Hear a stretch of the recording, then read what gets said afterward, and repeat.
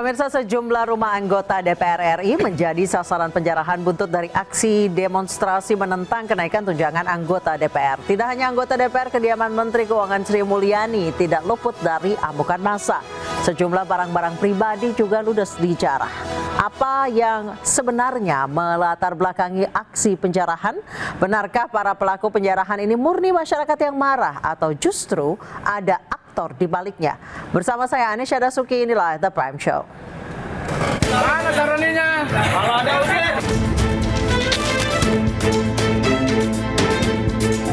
dengan penuh kerendahan hati menyampaikan permohonan maaf yang sedalam-dalamnya kepada masyarakat atas keresahan yang timbul akibat perbuatan yang saya lakukan. Udah pernah diambilin sama masa.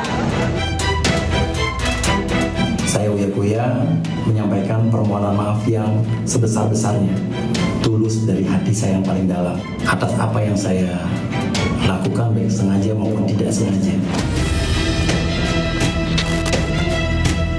Meminta maaf yang sebesar-besarnya atas setiap perkataan yang keluar dari mulut saya yang menyakiti hati masyarakat Indonesia. Kiranya ada pintu maaf yang besar untuk saya dimaafkan.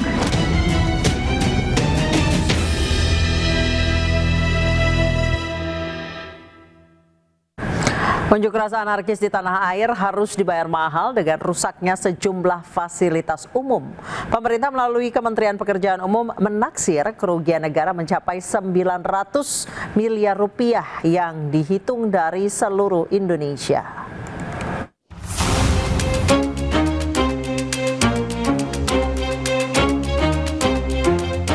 Kerusuhan pada unjuk rasa beberapa waktu lalu harus dibayar mahal dengan rusaknya sejumlah fasilitas umum. Kementerian Pekerjaan Umum menghitung total kerugian di seluruh Indonesia akibat aksi anarkistis ini mencapai 900 miliar rupiah. Perkiraan kerugian infrastruktur mencakup berbagai fasilitas, mulai dari gedung-gedung DPRD yang dibakar hingga halte dan gerbang tol. Tadi pagi kan saya sudah sampaikan kepada semua wartawan bahwa kita sudah menganggarkan 900 miliar tuh untuk seluruh Indonesia ya, bukan hanya untuk DKI. Jadi insya Allah cukup lah untuk mengcover 2 JPO ini. Di Jakarta, kerugian dari beberapa halte Transjakarta dan beberapa stasiun MRT yang rusak mencapai 55 miliar rupiah. Angka ini bertambah menjadi 80 miliar rupiah jika dihitung dari revitalisasi jembatan penyeberangan orang di Polda Metro Jaya dan Senen. Setelah kami berkoordinasi dengan Kementerian PU, kami pemerintah Jakarta akan mengerjakan hal yang kemarin yang sudah saya sampaikan, yaitu untuk hal yang berkaitan dengan MRT, kemudian Transjakarta, kemudian Bank Jakarta yang mengalami kerusakan, dan Dinas Perhubungan untuk traffic light dan sebagainya. Sementara itu, bila melihat dari tingkat kerusakan, Provinsi Jawa Timur mencatat nilai kerugian tertinggi dibandingkan dengan daerah lain. Kerusakan meliputi diantaranya Gedung Negara Gerahadi yang merupakan cagar budaya dan kantor DPRD Kota Kediri.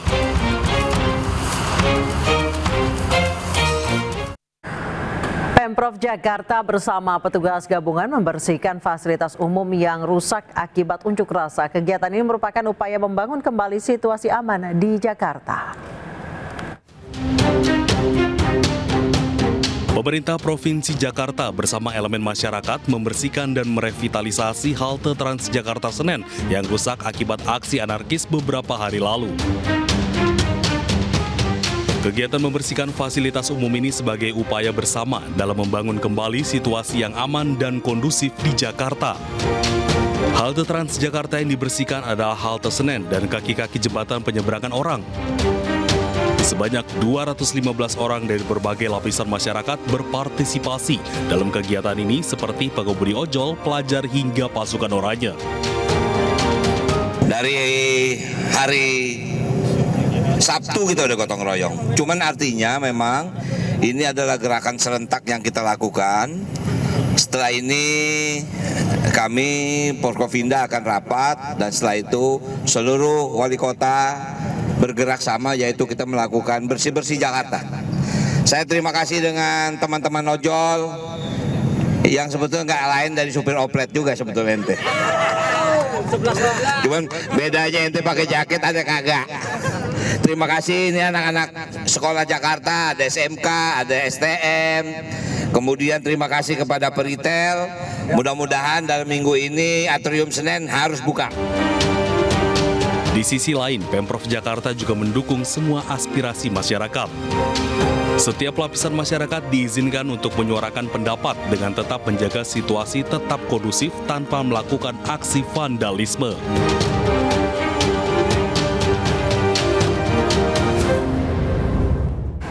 Divisi Profesi dan Pengamanan atau Div Propam Polri menggelar sidang etik Komandan Batalion Resimen 4 Korps Brimob Polri Kompol Kosmas Kajugaya hari ini.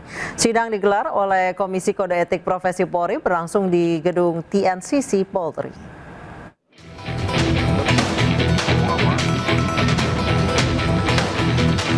Divisi Profesi dan Pengamanan Div Propam Polri menggelar kode etik Komandan Batalion Resimen 4 Korps Brimob Polri Kompol Kosmas Kajugaya. Sidang digelar oleh Komisi Kode Etik Profesi Polri berlangsung di gedung TNCC Polri pada pukul 9.30 waktu Indonesia Barat. Kompol Kosmas Kajugaya dan Bribka Rohmat keduanya diduga terlibat dalam kategori pelanggaran berat, sementara 5 anggota lain yang duduk di belakang masuk dalam kategori sedang. Dalam sidang ini, Propam Polri turut mengundang pengawas eksternal dari pihak Kompolnas. Usai hadir dalam persidangan, Komisioner Kompolnas Khoirul Anam meminta bagi petugas dan masyarakat untuk bisa menjaga emosi dan tidak mudah terprovokasi. Jadi satu pihak kepolisian memang harus menahan diri, proporsional, humanis. Di sisi yang lain masyarakat harus tidak anarkis, tidak merusak dan sebagainya. Nah harapannya itu sidang hari ini kemungkinan juga besok kelanjutannya dengan 5 yang lain. Kami akan menyaksikan langsung dari awal sampai akhir. Div Propam juga akan menggelar sidang kode etik Bribka Rohmat pada hari Kamis 4 September besok. Sementara 5 anggota lainnya yakni Aibda M. Rohyani, Bribtu Danang, Bribda Mardin, Baraka Jana Edi, Baraka Yohanes David akan menjalani sidang setelah sidang Bribka Rohmat. Polda Metro Jaya menetapkan 6 tersangka baru dalam unjuk rasa yang berujung kericuhan. Para tersangka tersebut merupakan admin dari media sosial yang melakukan ajakan aksi perusakan dan live di media sosial. Terhadap 6 tersangka sudah ditetapkan. Yang pertama kami sampaikan adalah Saudara DMR adalah admin akun IG, ya ini IG ini inisial ya, admin akun IG, nama akunnya adalah LF. Peran tersangka DMR adalah melakukan collab, ya, melakukan kolaborasi dengan akun-akun IG lainnya untuk menyebarkan ajakan agar pelajar jangan takut untuk aksi kita lawan bareng. Sebelumnya Polda Metro Jaya sudah menetapkan 38 orang sebagai tersangka terkait kericuhan yang terjadi di Jakarta pekan lalu. Para tersangka sudah ditahan. Terhadap 38 tersangka ini telah dilakukan penahanan oleh Direktorat Reskrim Polda Metro Jaya, ya, dengan peran dan perbuatan yang kami sampaikan tadi, sehingga terhadap para tersangka ini ada yang disangkakan pasal 160 KUHP dengan ancaman pidana maksimal 6 tahun karena mengajak, menghasut orang untuk melakukan tindak pidana. Kemudian ada yang disangkakan pasal 170 KUHP tentang kekerasan secara bersama-sama di muka umum terhadap orang, kekerasan secara bersama-sama di muka umum terhadap barang dengan ancaman pidana paling lama 5 tahun 6 bulan. Sementara itu, Menteri Dalam Negeri Tito Karnavian menyampaikan data rekapitulasi aksi unjuk rasa yang terjadi sejak 25 Agustus 2025. Tercatat demonstrasi berlangsung di 107 titik di 32 provinsi di Indonesia. Ya, kami mencatat di sini ada 107 titik aksi di 32 provinsi sejak 25 Agustus. Yang merah itu ada aksi yang berlanjut rusuh. Yang kuning itu berlangsung relatif kondusif.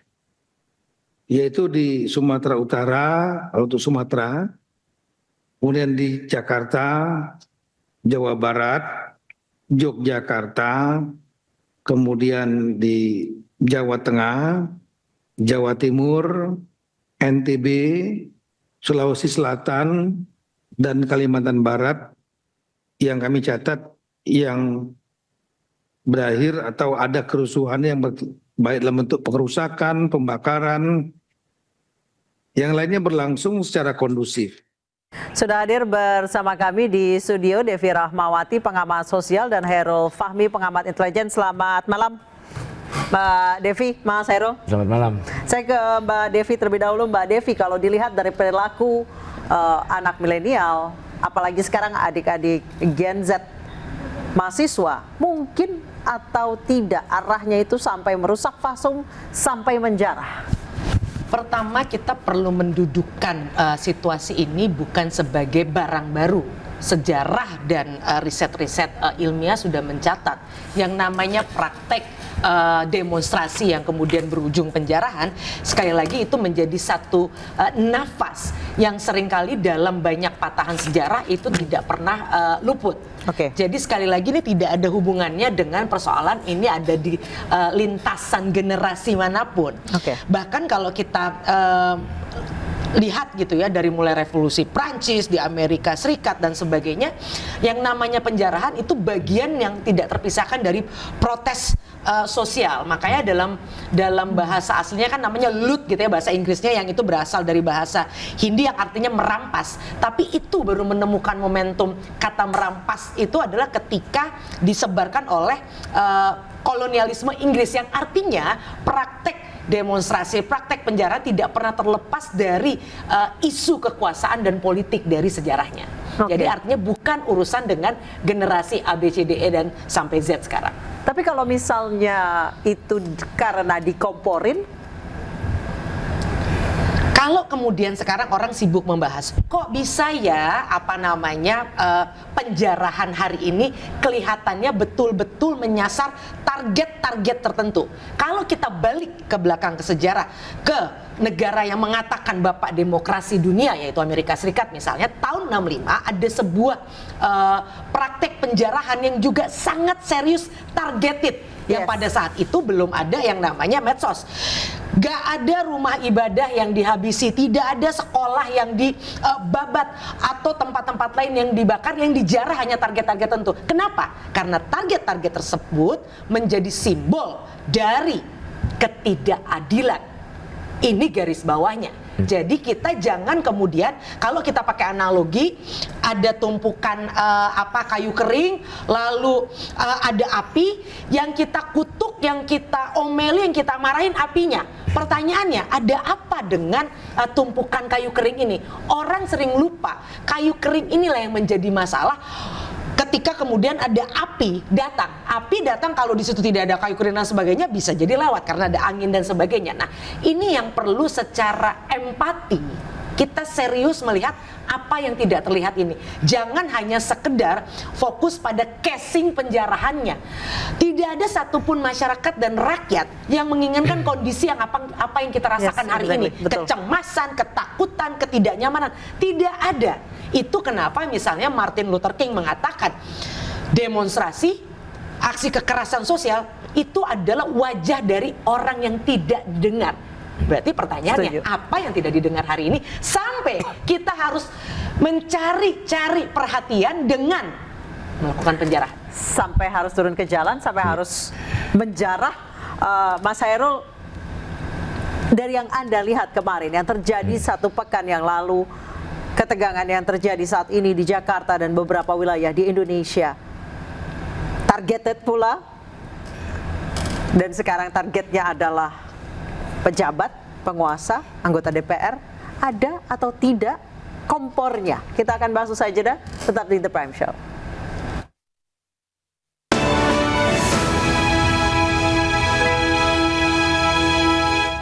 Mana saroninya? Kalau ada usir di rumahnya lah. Sejumlah rumah anggota DPR RI menjadi sasaran penjarahan buntut dari aksi demo menentang kenaikan tunjangan anggota DPR.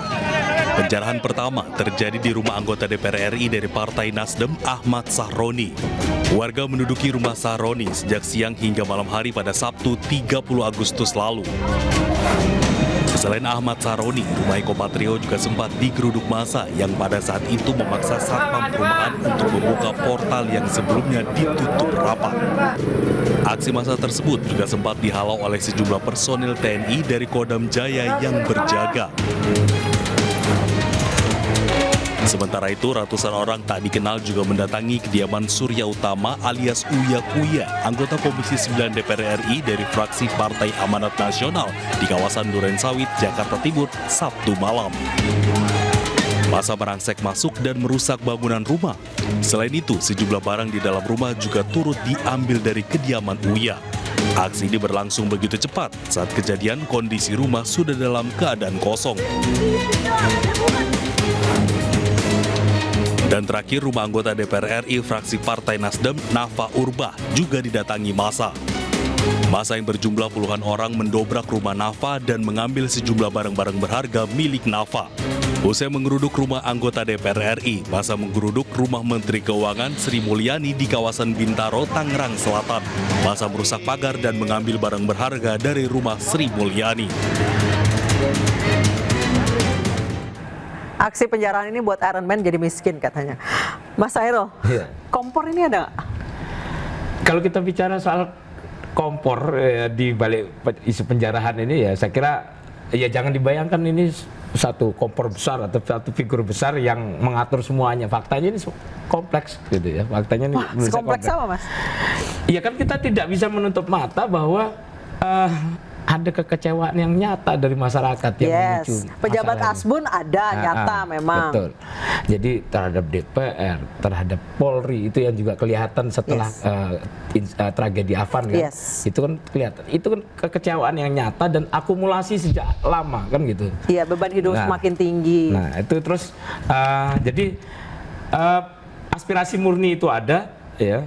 Kemudian itu yang dalam perjalanannya katakanlah dimanfaatkan ya, aspirasi murni ini dimanfaatkan oleh aktor-aktor yang berbeda-beda ini menurut saya ya. Ada yang mengorganisir, ada yang memprovokasi, ada juga yang menjaga isu ini tetap panas di media sosial, di ruang digital. Itu yang kita lihat. Ada yang menjaga memang. Ada dong, dari awal kan dari sebelum aksi 25 Agustus itu ya mulai awal Agustus eskalasinya kan sudah terlihat itu ya. Ada upaya untuk mendorong isu mulai dari statement Ibu Sri Mulyani yang ternyata hoax ya kan. Terus kemudian soal kemudian dinaikkan ya tensinya dengan berbagai isu lama, termasuk juga akhirnya bagaimana akun-akun media sosial itu menggandengkan ya antara guru adalah beban dengan fakta bahwa gaji DPR terus naik, tunjangannya terus naik. Nah, itu diperbandingkan sampai kemudian ada joget-joget di DPR. Nah, itu kan akumulasi. Ya, itu kan menunjukkan juga ada aksi di ruang digital yang terencana dan dilakukan secara masif kemudian meluas ya untuk terus meningkatkan tensi menjelang 25 Agustus. Itu terlihat. Jadi ini bukan soal aspirasi masyarakat ini tidak murni atau tidak nyata. Ini nyata. Aspirasinya nyata. Tapi kekecewaannya nyata, kekesalannya nyata, kemarahannya juga nyata. Iya, kemarahan nyata. Tapi kemudian ini sayangnya ini ada tentu, dan ini tentu ada di setiap kali semua aksi massa, gerakan massa selalu akan potensial ditumpangi, dimobilisir, diarahkan. Nggak gampang ya ngerahkan orang dari mana-mana dikelola, itu kan nggak gampang. Pasti ada yang mengorganisir ya. Teman masalahnya kan apakah pengorganisiran ini dengan motif tertentu atau memang semata-mata untuk menyampaikan aspirasi, untuk menyalurkan kekecewaan itu ya, menyampaikan aspirasi atas kekecewaan itu yang kita perlu urai. Dan saya kira tidak sesederhana menunjukkan bahwa ini ada kompornya. Ya pastilah ada kompornya, cuman kompornya itu seberapa besar, seberapa banyak ya, dan apinya juga seberapa panas, ini kan harus harus dilihat. Mas Hairul, ada beberapa analisa atau beberapa pernyataan yang saya lihat di sosmed. Pertama, yang melakukan pembakaran fasum itu bukan demonstran murni. Apakah memang ada tujuan tertentu? Misalnya yang lagi rame, katanya Jakarta pengen dibuat darurat militer. Salah satunya. Apa yang terjadi di Jakarta ini masih jauh loh dari kondisi objektif yang memungkinkan diterapkannya darurat militer. Ya. Ini masih bisa dikendalikan melalui prosedur tertib sipil gitu ya. Jadi belum ada, saya kira masih jauh.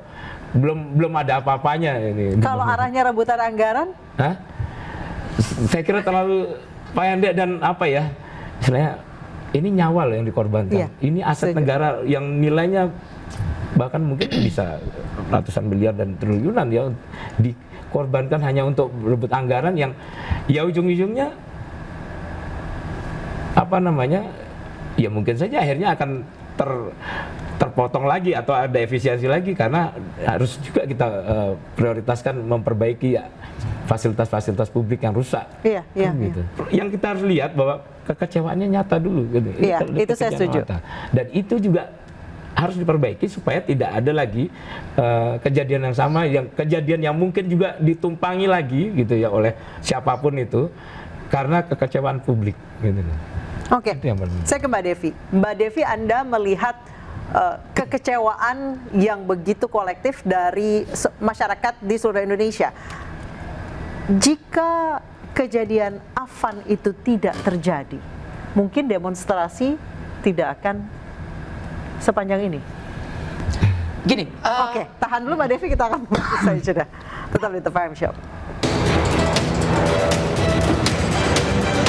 Pencerahan yang terjadi di rumah pribadinya di Jalan Mandar, Bintaro, Minggu dini hari membuat bekas luka mendalam bagi Menteri Keuangan Sri Mulyani Indrawati. Melalui akun media sosialnya, SM Indrawati, bendahara negara itu memposting gambaran luka penjarahan terhadap dirinya dengan menggambarkan hilangnya lukisan bunga karyanya sendiri akibat dicuri penjarahan berjaket merah. Sri Mulyani mengatakan lukisan bunga yang ia lukis sendiri 17 tahun lalu itu merupakan hasil dan simbol perenungannya serta kontemplasi diri. Lukisan yang dijarah pria berjaket merah itu ia sebut sangat pribadi, layaknya rumah yang dijarah. Ia menganggap hilangnya lukisan karya pribadinya karena dijarah itu serupa dengan hilangnya perasaan aman, kepastian hukum, dan kemanusiaan yang adil dan beradab dari bumi Indonesia. Meninggalnya Afan ketika demonstrasi tanggal 25 Agustus jadi turning point atau puncak kemarahan hingga akhirnya demo merambat kemana-mana. Betul begitu Mbak Devi? Ya. Kayak bisul pecah gitu. Ya, artinya ini menjadi salah satu pemicu dari modal sosial yang sudah marah yang lama. Artinya, kemarahan itu nyata, kesedihan nyata, kecewaan betul. nyata. Nah, ketika muncul peristiwa Afan itu kemudian semakin mengukuhkan ini saatnya. Artinya marahnya sudah kan gini, seperti halnya hubungan. Kita kadang-kadang udah menyimpan sedih, udah menyimpan kecewa, tapi kadang-kadang bingung kapan ya aku mulai ngomongnya ya. Kok aku nggak setuju dengan kamu. Begitu ada momentum Afan, semua orang mungkin tanda kutip jadi merasa sepakat bahwa oke, saatnya kita menunjukkan ketidaknyamanan kita karena memang ada momentum yang betul-betul merasuki hati kita semua gitu kan. Nah, kalau bicara penjarahan, tipologinya secara ilmiah dan itu terjadi di seluruh dunia ada 4. Satu, biasanya karena kondisi darurat. Kalau kondisi darurat, toko-toko itu seakan-akan menjadi lumbung paling dekat karena memang orang lagi dalam kondisi butuh, bencana alam dan sebagainya. Tapi kemudian juga ada proses di mana sebagai yang saya sebut tadi, protes simbolik. Jadi dia mewakili apa? Mewakili ketimpangan, mewakili ketidaknyamanan, itu kemudian menjadi sasaran. Yang ketiga adalah ini yang disebut dengan psikologi kerumunan. Orang ketika sudah berada dalam kerumunan, saya bukan lagi Devi, saya bukan lagi Andi, saya bukan lagi Budi. Itu yang membuat kemudian kita berubah personalitas kita menjadi orang lain. Saya yang tadinya ramah bisa jadi marah. Saya yang tadinya tenang bisa jadi berang. Karena kita sudah masuk dalam psikologi kerumunan. Dan yang terakhir, yang keempat adalah oportunisme murni. Nah, inilah baru yang kemudian sering memanfaatkan situasi untuk keuntungannya. Ada memang orang-orang seperti itu. Tapi dalam konteks hari ini, kalau belajar lagi dari sejarah, itulah gunanya ilmu sejarah. Agar manusia sebenarnya tidak perlu mengulangi lagi atau paling tidak membantu menjelaskan. Nah, ini bukan sesuatu yang kemudian masuk dalam kategori 1 darurat, tentu tidak. Dalam konteks psikologi kerumunan bisa jadi iya, tapi yang paling utama adalah penyebab tadi, protes simbolik tadi. Mbak Devi, tapi kita lihat memang tadi Mas Erlo juga menyebutkan ya nggak bisa disalahin benar. Bukan murni emang demo ini ditunggangi loh, kekecewaannya nyata, kesedihannya nyata, kemarahannya nyata, pejabat flexingnya nyata, pejabat asbunnya nyata. Ya. Saya sampai bingung buat pertanyaan apa. Ya, ini kita memang sedang memasuki peradaban baru ya, yang membuat semua orang kemudian harus belajar lagi. Oke, kenapa sih pejabat gak bisa jaga diri di sosmed, Mbak, harus flexing dan harus asbun? Gini, pakai kata yang bahkan di TV aja itu harus disensor, Mbak. Betul. Nah, orang sering lupa, alah komunikasi nggak penting gitu ya, karena apa sih komunikasi? Padahal data dunia jelas menunjukkan gara-gara salah komunikasi, pesawat yang isinya 300 atau 400 orang itu jatuh. Itu cuma gara-gara komunikasi. Gara-gara komunikasi di Amerika Serikat ada studi longitudinal, artinya studi yang panjang sekali menunjukkan tiap tahun di Amerika 2013 orang meninggal 400.000 orang. Bukan karena kankernya, bukan karena kejang-kejangnya, tapi gara-gara urusan komunikasi. Pasien yang jadi stres gara-gara dokternya komunikasinya nggak beres, atau antar dokter atau perawat yang komunikasinya nggak beres, lagi-lagi di Amerika ya, saya nggak ngomongin Indonesia, itu kemudian pasien jadi korban. Jadi kalau hari ini masih ada orang nggak paham bahwa komunikasi itu penting, Indonesia menjadi salah satu menambah bukti bahwa komunikasi kalau dikelola bisa menghasilkan cuan karena orang jadi percaya, jadi apa segala macam. Tapi kalau tidak dikelola ya urusannya nyawa seperti ini. Gara-gara peradaban digital ini yang kita baru mendadak digital gara-gara pandemi kan, baru 2020. Seluruh dunia nggak ada yang tahu gimana sih cara hidup di ruang digital. Padahal hidup di dunia nyata dan di ruang digital itu sebenarnya sama, karena yang hidup di dalamnya tetap manusia. Manusia yang punya hati. AI saja, makanya namanya artificial intelligence, sudah pura-pura jadi manusia. Dia salah, dia minta maaf. Lihat kita sekarang menjadi robot pelan-pelan. Kita lupa sopan santun, kita lupa bahwa manusia yang kita hadapi, walaupun di layar, itu dia punya perasaan. Nah, ini jebakan dari layar ini. Karena kita berhadapan dengan layar, kita lupa bahwa di balik layar ini ada manusia. Namanya saja sudah media sosial, bukan media privasi. Kalau media privacy baru serah, kita mau maki-maki, kita mau apa segala macam. Makanya ada satu kutipan, privacy is power.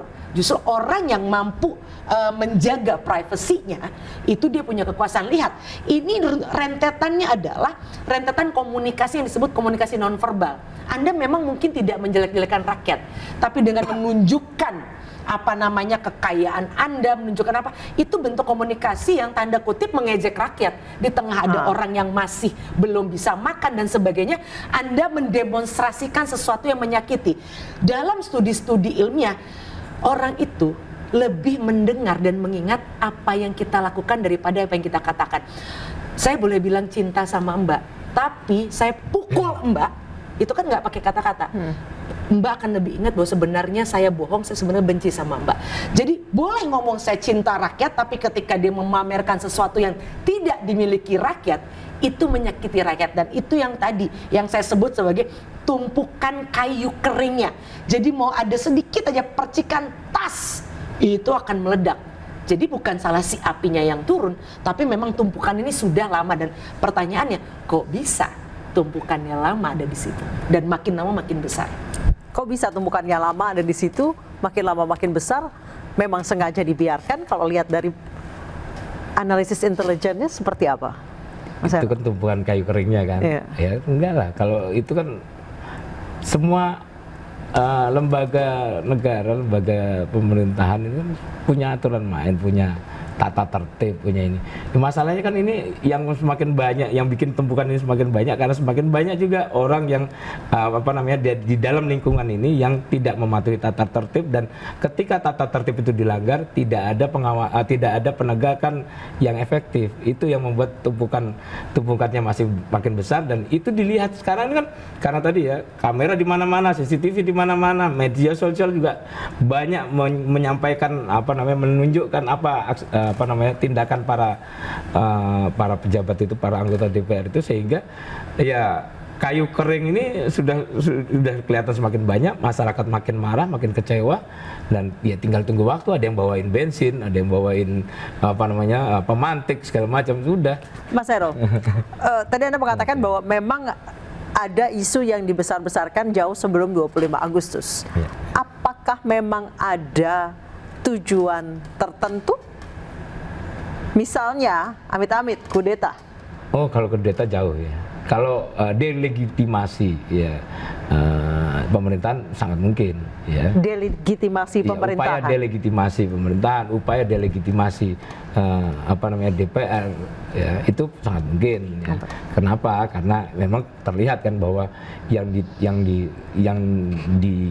dipertebal terus itu adalah bagaimana masyarakat supaya makin kecewa terhadap tindakan pejabat, bagaimana masyarakat makin putus asa melihat kelakuan pejabat, kan begitu. Itu yang ditunjukkan terus, dipertebal terus kan. Tapi sayangnya pejabatnya juga gitu. Iya, itu masalahnya. Ketika sense of crisisnya nggak ada gitu loh. Sense of crisisnya nggak ada, sehingga itu makin memicu kemarahan kemudian. Dan sayangnya terlambat juga ketika mereka didorong untuk minta maaf, ya terlambat juga minta maafnya. Sudah masa sudah di depan pintu baru has been done. Sudah marah-marah, dan spontanitas itu selalu punya energi besar ya, apalagi kalau tidak ada yang mengarahkan. Ini bahaya karena dia kemudian pasti akan ada yang berupaya mengarahkan, kan begitu. Nah, ada yang berupaya mengarahkan. Kemudian beberapa rumah pejabat, rumah Ahmad Saroni, kemudian dikomporin, ayo lanjut nih rumahnya Eko sama Uya Kuya. Menurut Anda itu by design? By design ya, oleh konten kreatornya kan begitu. Siapapun yang dia bisa request, dan itu betulan request untuk melanjutkan penjarahan, melanjutkan aksi ke tempat lain, itu kan dilakukan oleh banyak, bukan hanya 1-2 akun ya, banyak akun yang mendorong ke situ. Sambil nyawer lagi, nyuruh itu sambil nyawer. Betul, makanya artinya itu yang saya bilang salah satunya, bahwa aktor dalam konteks aksi kemarin itu tidak sederhana, ya, kompleks, karena akun-akun ini juga kan belum tentu mereka itu terafiliasi satu sama lain, terhubung satu sama lain, atau kemudian ada yang betul-betul menggerakkan gitu kan, belum tentu juga. Bisa saja motifnya cuman supaya dapat katakanlah benefit atau profit tertentu gitu kan, atau live-nya nanti ditonton sekian banyak orang, bisa jadi seperti itu. Itu kan motif-motif yang juga sangat mungkin, karena tadi dalam setiap aksi itu pasti ada ya yang tadi ya, penyampaian aspirasi murni, kemudian ada kelompok solidaritas, kemudian yang ketiga tadi oportunis kriminal, itu tadi juga sangat mungkin ada. Nah, oportunisme dalam bentuk dalam konteks digital ini ya itu konten-konten kreator yang kemudian mendorong untuk melanjutkan aksi ini bagian dari saya kira kelompok oportunis. Nah, hari ini berbicara soal delegitimasi DPR. Hari ini DPR bertemu dengan mahasiswa sambil mendengar yang katanya mendengar aspirasi mahasiswa. Apakah masyarakat warga Indonesia masih percaya? Kita akan bahas usai jeda.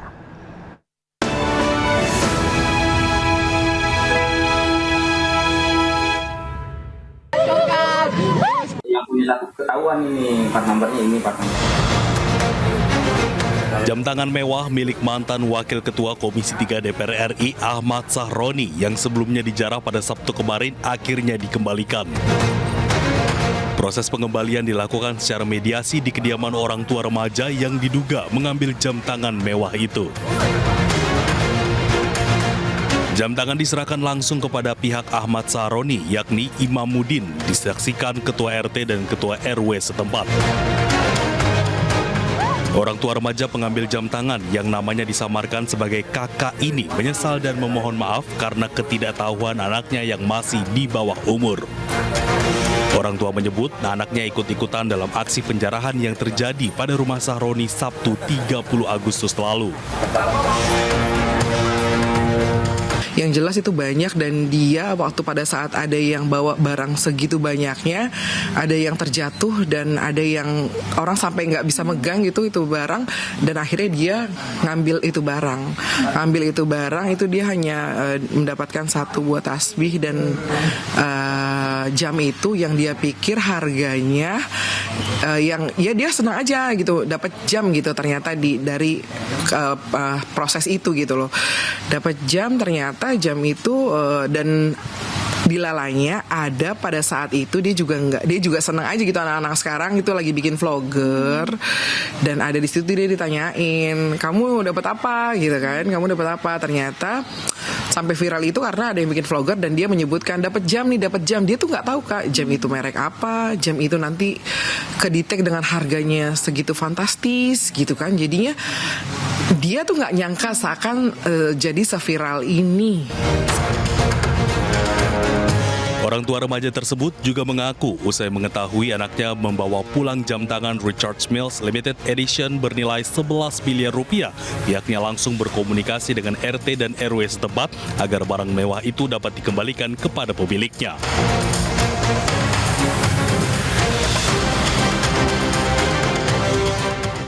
Pemirsa, hari ini DPR RI menemui dan mendengar aspirasi dari mahasiswa di gedung DPR. Masih percaya atau tidak? Ini satu momentum bagus. Yang paling penting adalah kedepannya seperti apa. Setelah mendengar, apakah ada follow up yang serius? Itu yang tentu kita semua tunggu-tunggu. Nah, pelajaran berikutnya adalah karena tadi yang tadi saya sampaikan, di era digital ini semua tidak ada batas. Kita bisa nyolek Presiden Amerika, kita bisa nyolek presiden kita sendiri. Ada banyak kepatutan-kepatutan yang kemudian buyar. Nah, ini yang harusnya momentum ini menjadi pelajaran, jangan lagi siapapun sebenarnya, terutama anak muda juga perlu saya ingatkan. Anda hari ini boleh baru anak SMP, SMA, tapi dari 15 tahun lalu perusahaan-perusahaan besar dunia sudah mengatakan kami tidak akan mempekerjakan orang yang punya catatan buruk di ruang digital. Hati-hati. Bukan cuma soal pejabat publik, siapapun. Karena kita tidak akan pernah nyaman bekerja dengan orang yang, mohon maaf, isi kepalanya yang sekarang dengan mudah dilihat di sini, isi kepalanya tukang caci maki, bicara yang nggak benar. Pertanyaan saya, Mbak mau punya temenan dengan orang seperti itu? Pasti tidak mau. Itu cara pertama untuk mencoret seleksi kandidat. Bukan hanya persoalan pejabat publik. Nah, apalagi Anda pejabat publik, imam kita semua, yang artinya menjadi contoh. Sebenarnya di ruang digital hari ini orang itu sudah tidak mungkin sebenarnya jadi buruk. Karena tadi ada CCTV sosial, data menunjukkan Indonesia ini penduduknya hanya 280 juta, tapi jumlah handphone 350 juta. Banyakkan handphone daripada manusianya. Artinya kita dikepung dengan CCTV sosial di mana-mana. Yang artinya saya, Mbak, kita semua udah nggak mungkin jadi orang yang tidak baik. Ini satu momentum. Nah, ini jadi pengingat kita semua bahwa apalagi sekali lagi tokoh publik, jangan sebar ranjau sosial dari mulai komunikasi yang tidak beretika ataupun perilaku-perilaku komunikasi nonverbal seperti flexing. Inilah kenapa Cina sejak 2013 serius negaranya mengatur bahkan perilaku flexing itu nggak boleh. Karena ini menjadi bahan bakar amarah yang luar biasa, mengingat data BPS sendiri menunjukkan bahwa ketimpangan kita masih sangat besar. Jangan digosok rasa tidak nyaman ini. Jangan diberikan peluru atau ranjau yang begitu keinjak pasti meledak. Nah Mbak, apalagi sekarang kan hari ini bertemu dengan DPR, katanya mendengar aspirasi masyarakat. Small gesture, kemudian micro ekspresi, body language para bapak ibu yang terhormat itu bisa di rewind loh dan bisa di zoom oleh anak-anak ini. Betul. Adik-adik ini. Betul. Harus dijaga benar. Betul, betul. Jadi orang yang kredibel atau orang yang amanah bisa dipercaya itu apa sih? Sederhana. Dia mengatakan apa yang dia lakukan dan dia melakukan apa yang dia katakan. Begitu terlihat apa yang dia katakan tidak dia lakukan, sudahlah, itu lagi-lagi ranjau sosial yang siap-siap suatu hari akan meledak. Sebaliknya, melakukan apa yang tidak dia katakan, itu juga bom sosial. Baik, saya ke Mas Heru. Mas Heru, tadi Anda menyebutkan soal delegitimasi pemerintahan dan DPR. Toh sekarang sudah terjadi. Apakah goalsnya hanya ini? Kalau DPR kayaknya, well, ya banyaknya sudah tidak percaya dari dulu. Iya, ya itu kan upaya yang dilakukan ya pemerintah, dan itu makanya pelakunya bisa siapa saja kan gitu. Ada banyak. Katanya geng ini, geng itu. Iya, ada banyak kelompok, ada banyak orang yang bisa berpeluang jadi pelaku. Jadi ini kan ini kan jaring besar gitu ya kalau kita mau bicara. Ada yang ingin mendelegitimasi misalnya. Ya pasti banyak orang tujuannya apa? Ingin mengganti? Ada banyak motif ya, bisa menghadirkan instabilitas saja misalnya, artinya mengganggu agenda-agenda ekonomi, agenda-agenda politik pemerintahan gitu kan. Itu kan juga bisa terjadi. Dengan beberapa hari kemarin saja itu kan bagaimana perputaran ekonomi kita lumpuh. Ya kan? Itu aja sudah terlihat gangguan ya. Apalagi kalau ini berlarut dan kemudian menghadirkan efek yang mereka ingin capai ya, delegitimasi misalnya. Ini kan akan terjadi kekacauan, instabilitas. Dan disitulah negara memang harus sangat responsif dalam ini, dan kemudian juga kita bisa memahami perlunya tindakan tegas yang terukur itu gitu ya. Termasuk juga dalam konteks hari ini yang kita saksikan di gedung kita saksikan tokoh-tokoh mahasiswa, tokoh-tokoh masyarakat juga mulai diundang untuk berdialog dengan DPR, dengan yang dilakukan terlambat atau tidak? Terlambat tapi lebih baik daripada tidak sama sekali gitu ya. Kalau ini dari awal sudah dilakukan ya pasti tidak akan terjadi yang seperti ini. Oke, terakhir Mas Heru. Pengamatan Mas Heru, yang melakukan geng mana? Ya saya tetap harus ngomong bahwa ini kompleks. Oke, nggak kemancing tuh loh. Baik, terima kasih Mas Heru, terima kasih. Dan untuk para Bapak Ibu yang terhormat, para pejabat, jangan terus menggosok jurang ketimpangan karena dengan flexing yang Anda lakukan di media sosial dan dengan kata-kata yang katanya asbun ya, karena itu menyakitkan masyarakat yang saat ini sedang struggle dan lagi susah. Saya Anissa Dasuki, sampai jumpa.